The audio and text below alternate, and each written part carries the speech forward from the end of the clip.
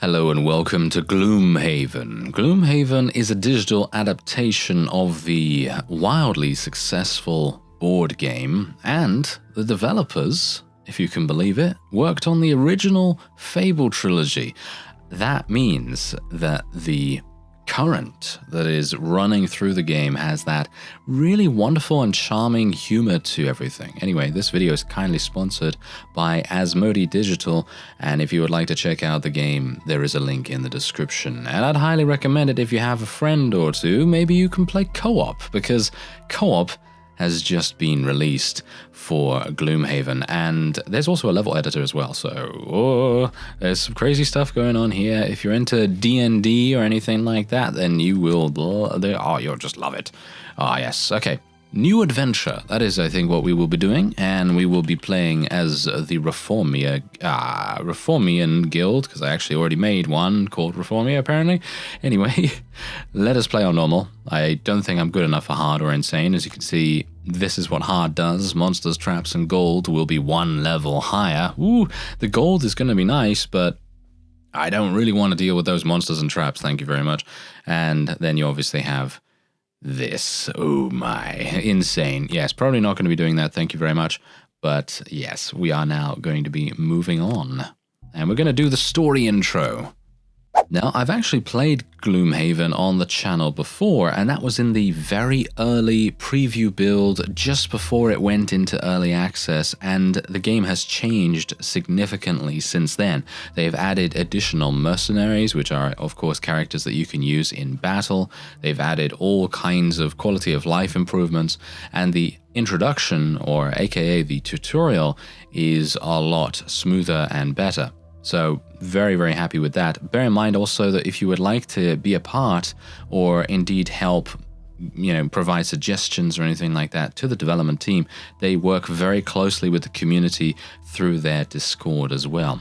Anyway, as you can see, we have our Mr. Trainer here. Allow me to introduce you to the third member of the guild. He ain't much of a fighter though.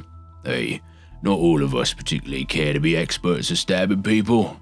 Oh, please excuse me. Greetings, Guildmaster. I'm the humble merchant of your fledgling guild. I deal with the important aspects of running a guild, in other words, money, which, might I add, is sorely lacking at the moment. What you can see right now is the world map. You've probably noticed it looks a bit barren at the moment, and well, I've got some good news and some bad news. The bad news is that the realm has been overrun with all manner of unpleasant monsters, rogue bandits, wandering undead, dark cultists, you name it. The good news is that you're going to help us restore the routes back to the other settlements out there, hidden in the fog. Well, before we do anything about that, however, we'll need to get some mercenaries on the guild roster. Let's start with actually recruiting the poor old brute who's got himself into a spot of bother again.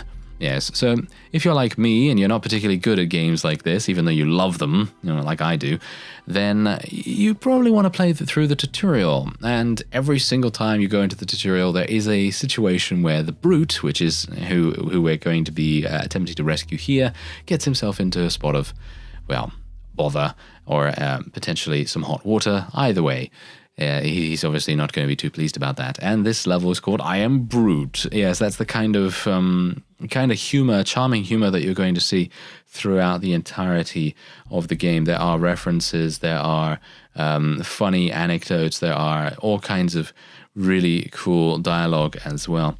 The trainer tells you to head to the Demon's Gate graveyard, and there you find a mausoleum with a smashed-in front door. Walking down the steps into the gloom below, you follow a trail of broken bones until you hear the sounds of battle. Entering a chamber, the badly wounded brute is facing off against a number of undead. Alright, so we're going in and we're going to be fighting some living bones. So the living bones, they are a type of undead. They can have all kinds of different status effects on them, and I will try to explain the best that I can, as well as obviously Mr. Trainer is going to try and explain as well, because here's the thing. Board games in general require some understanding. This is the reason why we're going through the story intro, because I think I can probably explain the game quite well, but I think the combination of me explaining and the combination of, well, this fellow explaining is probably going to be a little more succinct and a little better at what we're doing here. So basically what this is saying is enemies can be higher levels and they can also be elites. So you can run across someone that's like a bandit looter or something, but you can also run across someone that's a bandit looter elite. That's obviously just an example. I'm just trying to say that generally people can be elite versions of basic classes of enemy. So anyway, they also have a shield effect, which can prevent 1 damage from incoming attacks. And that is very... Ooh, that's very bad. However, if you have an attack with Pierce, like we do, then we are actually going to be able to attack through the shield. And you've got to bear in mind here, this is where the tactical strategy decision-making process comes in. When you attack, you don't know what you're doing with the enemies. It could be that the enemies are going to attack, it could be that they're going to use a spell, it could be that they're going to move, lay a trap, do any of those things, and more, of course, but you don't know what that's going to be until you lock in your actions, you see. And that's the reason why Mr. Trainer here is saying that I have it on good authority that these living bones are going to attack more than once each this turn. Yeah, see, now that's the point. You wouldn't know this normally, and you would have to be either reactive or you just have to be very cautious about what is going on. Anyway, your objectives are kill a living bones using an attack with Pierce, apply some shield of your own, and use a minor healing potion. Okay, so I will use a minor healing potion after I've actually chosen some things here. Okay, so this is also something that is very basic to the game, but is extremely crucial to your success. You see this number up here? 1 out of 2. Technically, it's 0 out of 2 now. Basically, what you have to do every single time one of your characters has a turn, you're going to need to select 2 cards. And these cards have different effects on the top and the bottom. They also have 2 default abilities that you can indeed use. One is a 2 attack and one is a 2 movement. However, for this particular purpose and me explaining, it's not really necessary right now for us to think about the default actions. Anyway, top and bottom, right? What we need is a shield, so we're going to need to take Shield Bash, and we're going to need to take Trample, which has a piercing attack. That is going to be perfect for what we need to do here. However, bear in mind that you can only choose one, either top or bottom, of each card. Now, here's the thing. If I choose Shield on Shield Bash, I will not be able to use Move 4, Jump, and Attack 2 on Trample, you see? So if I choose bottom on one, I will not be able to choose bottom on the other. So there is a very, shall we say, I'm not entirely sure, it's like an onion layer of strategy all the way through the game, and you have to be thinking ahead quite a bit as well. So, oh yes, also initiative. Do you see these numbers on the left side of the little icons here? That basically indicates how fast you're going to be able to get to move. Now, if I were to select Trample first, my initiative is going to be 72, which is extremely slow, and we do not want that. So what you have to do is select Shield Bash first, and then select Trample, and then you will have an initiative of 15, which is going to enable us to move first this turn, or at least I hope it will. Alright, so as you can see, I think even if we had chosen Trample, then we would have been fine, but obviously we didn't know that. It could have very well been that these guys had an initiative of 45, or whatever the case may be, and then they would have been able to attack us without any issues whatsoever. So I am going to now be using the shield portion of Shield Bash. We're also going to be using our healing potion to try and heal ourselves, and we are also going to now use Trample. And that is going to, of course, kill the guy with lower HP. Boom, we go right through the shield and do 3 damage. Now, there are attack modifiers in the game as well, and thankfully, because this is kind of like the introduction and everything, there are no attack modifiers active at the moment, because it is just for the sake of explaining exactly what's going on. Now, this guy is actually going to get to attack me multiple times. I'm actually going to burn a card here. Now, this is another mechanic in the game that is extremely important to survival and indeed decision-making. Again, decision-making is a very important thing here. Strategic, tactical, whatever you want to call it. Anyway, Spare dagger, okay? I have 1 spare card. If I burn this card, it is gone for good, as you can quite clearly tell from the bottom of the list. You see those cards underneath the burned category there? That basically means that you can't use those cards anymore. And the only way you can get those back is through some kind of magic or by potentially getting them back through resting. I'm not entirely sure about that, so don't quote me on it. But generally, what you want to do is you want to receive damage. You want to take damage every single time. Every single time you can. But if you're about to die or you're about to run out of cards or something like that, then it is definitely a better idea to burn. So we're actually going to be burning this card right here. Didn't really want to do that, but we're going to have to be able to survive this round. We're going to take 1 damage there, we're going to take 1 damage there, and that is absolutely fine. So we're now at 2 HP. Yikes, that was quite the onslaught. Nonetheless, your shield prevented enough damage to keep the brute alive. Phew. Final objective, kill the remaining living bones. Good luck, he's a tanky one. And yeah, so now here's the thing. They gave me a tip there. Don't know whether you read it really fast, but it's really cool. And I love the interaction that the game has with the environment as well. It is super fun.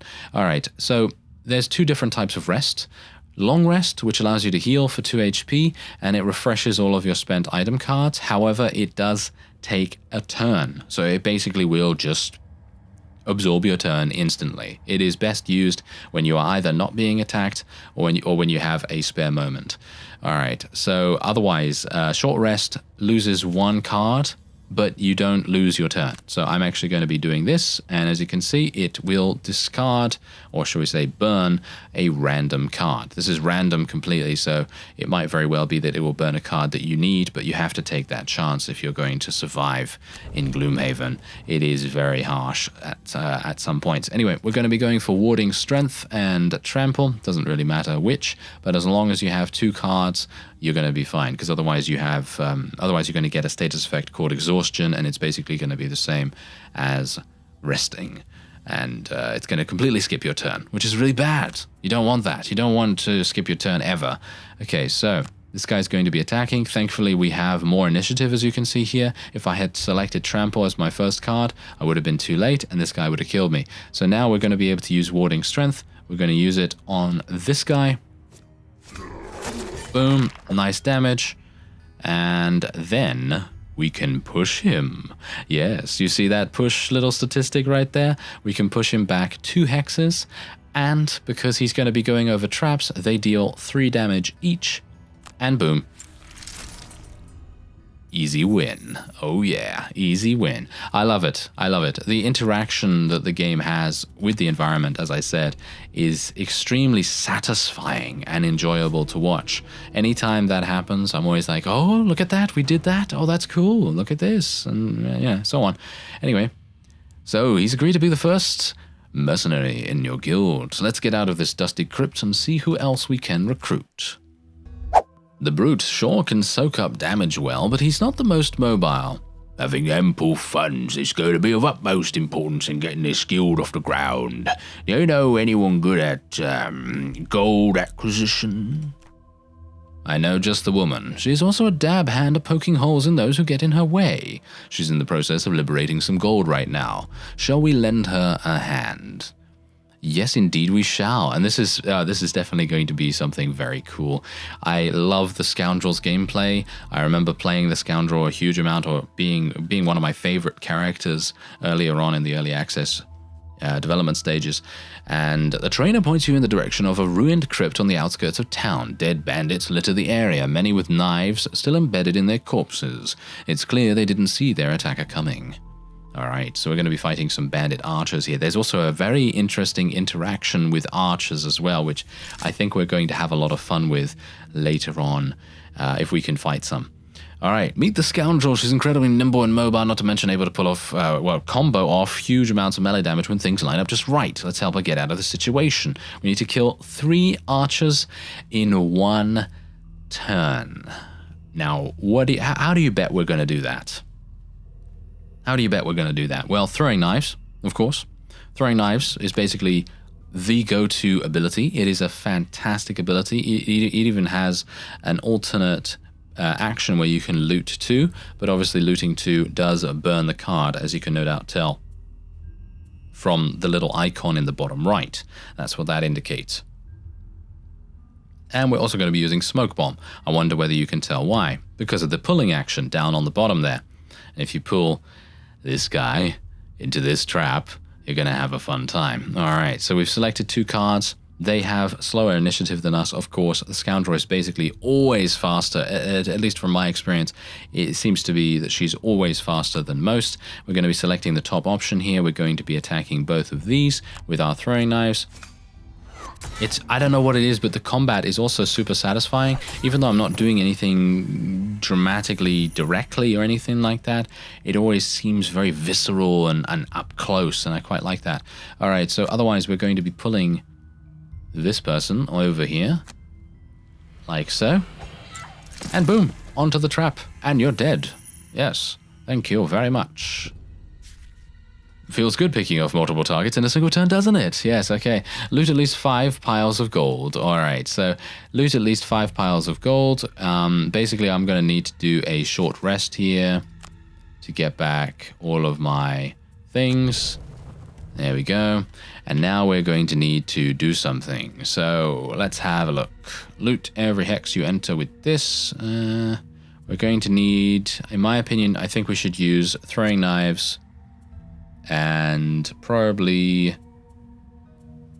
quick hands. I think we'll probably need to use quick hands, or yes, we will have to use quick hands, yes. Because the throwing knives, as you can see, the looting option is on the bottom of the card, and quick hands has movement on the top. So we can use both of those to good effect. So we're going to be moving first. We're going to move around here, I think. And then we're going to be looting. Actually, I'm going to skip the attack, and then we're going to be looting. Yeah, you're going to see me doing that a lot, by the way. Anytime there is an ability to skip, I will always forget to skip it every single time. I'm not entirely sure why that happens to me, but it does. Anyway, that's the end of us recruiting the Scoundrel. For your assistance, the Scoundrel has agreed to join the guild, and now we have enough mercenaries for a proper mission. Oh yes, I'm looking forward to it. Okay, so the first thing we should do as a guild is re-establish the trade route with Gibbet to the west.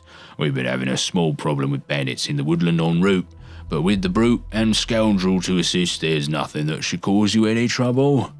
It'll give you much needed experience on the job and allow me to get some new items in stock once the way is cleared. Go knock some bandit heads together. Okay, well, I will do that. I will do that. Certainly, sir. Thank you. Okay, so here we go. Toss a coin to your hangman. That's apparently what this level is called. See, there's the references. There's a lot of those. Anyway, the road is deserted as you make your way towards Gibbet Hill. Trading in the area has effectively stopped for many months now, with so few daring to venture along the main highways. As you make your way along the trail, wending its way through a wooded grove, the crack of a twig snapping underfoot pierces the silence. You hear rustling in the undergrowth, getting louder as its source makes its way towards you. Alright, that means we have to deal with some bandits. Ooh. Now bear in mind that every single character can also level up. They can also gain experience, they can level up, and this is our first proper fight by the looks of things. You also have a number of items that you will be able to equip as well. However, equipping them does have a gold cost, so you should be a bit careful about that. You can change your character's starting positions this time by clicking the white hexes, so choose carefully. By the way, if you're struggling to make out objects, you can press tab, and there's tab. It's really cool how they've added this. It really makes a huge difference. You can also see the turn order of monsters of the same class this way. So, for example, if you wanted to see which archer is going to move first, you can tell that by the ID numbers, as you can see. They have the same initiative due to their class. So, for example, Bandit Archer all has the same initiative, but their class's turn is determined by their ID numbers, and as you can see, Bandit Archer 3 has a lower ID number than Bandit Archer 5, so Bandit Archer 3 is going to be the one that will be moving first.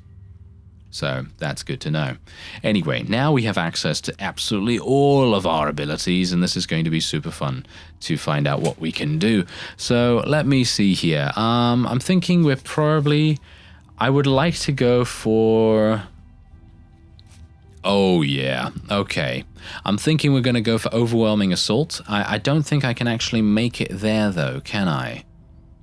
I don't think I can make it there with overwhelming assault. Let me actually just count real fast. So we've got 3.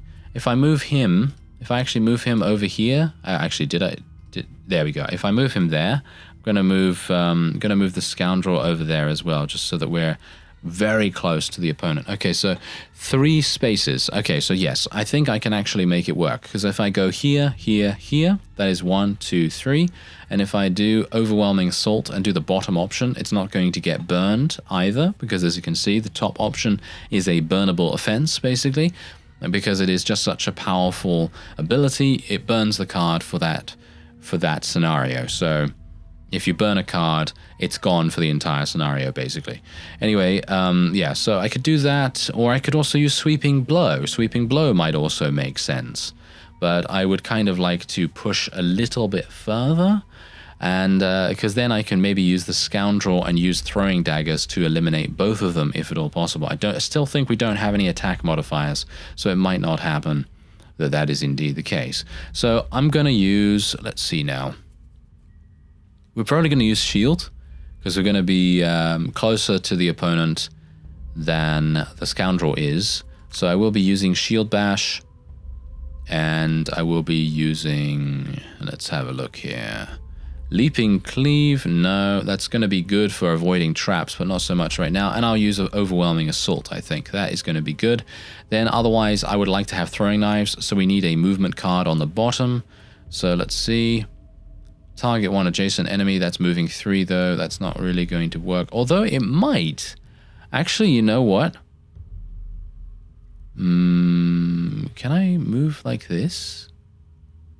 With the Scoundrel? I might be able to, because here's the thing. Target 1 adjacent enemy. This is going to be super, super important, because if I'm able to do this and then move with the Brute afterwards, this should be pretty fantastic. Okay, so let's try it out, shall we?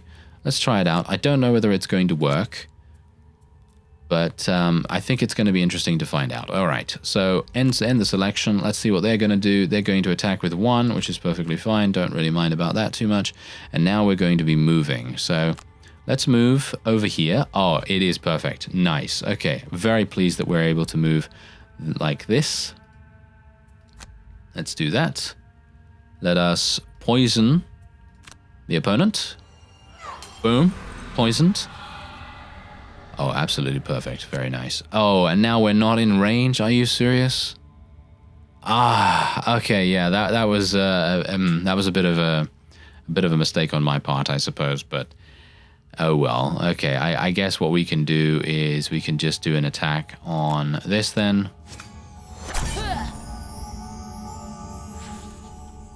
And we'll end the Scoundrel's turn. The Bandit Archer is actually going to move now. I was hoping that we could maybe... Oh, 0 damage? Are you serious? Wow. And there's a trap. Oh, perfect. This is actually much better than I anticipated. Okay, yeah, so we'll receive the damage. That's perfectly fine. No problem at all there. Another trap. Oh, okay. Well, I suppose that's fine, but I did not really anticipate for this to be a thing. That is for sure. Okay, so I guess I'm just going to be moving over here then. And I can't really do much else. I was really hoping that maybe we could do something here. But, oh well. Basically what I was hoping to do was poison the Bandit Archer, then push it onto this trap, kill it as a result of that. And if I hadn't attacked with the Scoundrel, then it would have died from the trap damage, so that would have been really cool, but oh well. I guess we can just go on to the next round. It's not that big a deal, because this guy is going to die from the poison, or at least I hope so. I think poison does do damage. I've not really used poison before, so that's the reason why I kind of wanted to use it, because I think it's fun. Anyway, let's see now. I would like a pushing ability, if at all possible. Or we could just go for Provoking Roar, which does disarm. Which is pretty good. So I think we'll maybe do something like that. Let me see here. Yeah, pushing seems pretty fun, but we don't have jump. There we go. Leaping Cleave has jump, so that's going to be super important for us. Jump basically means that any kind of ground effect, like a trap, is going to be ignored when your character moves. So anytime you can do that is going to be a pretty worthwhile endeavor. All right, so we can actually pull here. I'm going to use, I guess we'll use Smoke Bomb, and we'll use, that's the bottom option, and we can probably do Swift Bow or something like that. Yeah, Swift Bow, I suppose, seems pretty good. Yeah, so we'll use Swift Bow. Hopefully we'll have enough initiative to be able to... Yeah, look at that. We're going to beat them super, super hard on the initiative front. Okay, so let's do this. And we can move like so. As you can see, completely avoiding the traps. And then we're going to be using Disarm on this.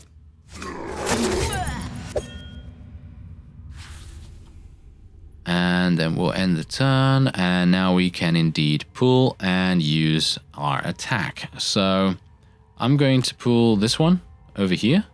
It actually doesn't matter where I pull it, to be honest. Dead. And it also clears a path. Oh no, it kind of clears a path, kind of. Meh. I was hopeful that it would clear more of a path than that, but okay, that's absolutely fine. And now we can use our attack on that. 5 damage. Yeah, we actually have attack modifiers enabled now by the looks of things, so that was pretty good. Okay, so now what I'm going to do is I'm actually going to do a long rest, because these are all discarded, so I'm going to do a long rest, which will basically allow us to skip the turn. Bear in mind that the door has not been opened. If I had opened the door already, basically what that would have done is that would have basically activated the extra enemies in the next room, and we wouldn't want that, in my opinion. Alright, so grab and go is pretty good. I'm gonna do balanced measure. Select an ability card to burn. Oh, do I have to select one of these?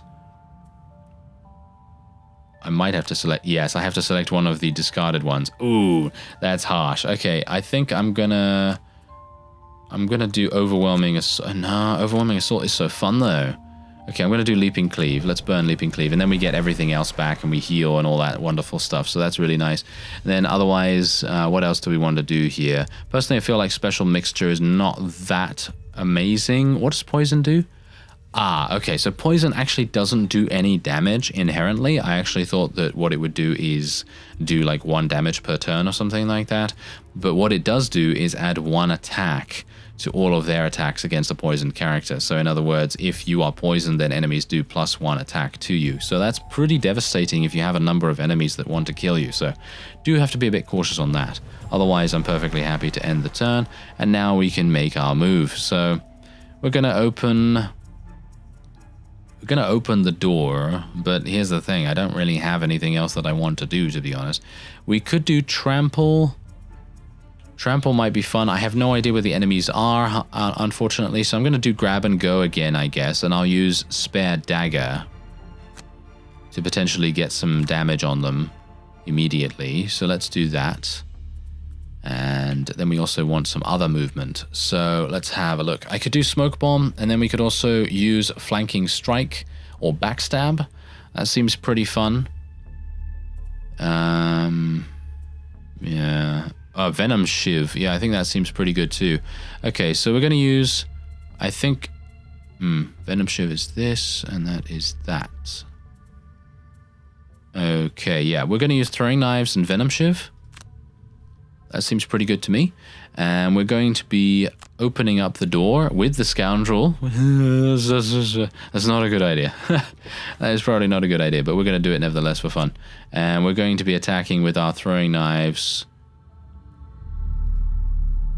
This guy. Oh, I got a -1. Ooh, that's harsh. Okay, well, that's fine. We get 1 XP for that as well. Okay, so now we can move. So we're going to move, probably not right next to them, but we're going to move, let's have a look here. So they are going to move 3. So let's have a look. 1, 2, so they can get into range of the Scoundrel. So I think what I'm going to do is I'm actually going to move really close to them, or move in front. I'll move in front of the Scoundrel. and then we'll just skip the movement, because I want the brute to take the most damage, and we'll hopefully get a +1 here. We did get a +1. Oh yes, thank you very much. Okay, so we've already eliminated one enemy, and this guy is going to be doing some damage, but nothing really much to write home about. Actually, 0. He's going to... he literally had a -1. That's great. Perfect, perfect. Okay, so now what we can do is I'm literally just going to absolutely murder this guy. And I'm going to use Overwhelming Assault here because that is hilarious to watch. And we're going to use Backstab. Oh yes, Backstab's also super fun to watch too. Alright, so yes, if you haven't seen these abilities before, then you definitely need to take a look. Okay, so let me actually just have a look here. Flanking Strike, add +2 attack and gain this when the target is adjacent to any of your allies. So in other words, basically you can move right behind. And now bear in mind that there's also an ability called Smoke Bomb, and Smoke Bomb allows you to go invisible with the Scoundrel, and that can give you even more bonuses to your attack. It is so crazy. It really does so much damage. And look at this. Look at how much damage we're dealing already. And boom, we're going to be killing him instantly. There you go. And the Brute has to do his turn, but we're not going to do anything about that. We're just going to literally skip, and we're done. Ah, the joyous sound of gold coins in the pocket, but what to invest it in? Perhaps I should get some minor mana potions back in stock.